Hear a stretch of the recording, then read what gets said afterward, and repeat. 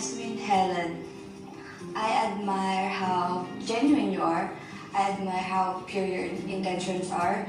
And also, all my life, lagi kong wini-wish na sana may ate ako. And start nung last week, naramdaman ko na I have ate besides me. And I'm so happy for that na pinaramdam mo sa akin. And ina-admire kita doon kasi hindi lahat kaya maging ate sa hindi mo naman kaano-ano.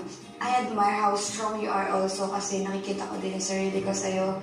Like ko naman sinasabi sa'yo na every time na nagsasalita kayo na-admire yung pagsasalita mo kasi I love how you speak up to everyone then.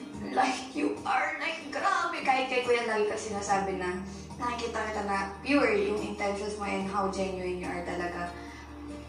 I think I found my ate na. And it's here, standing right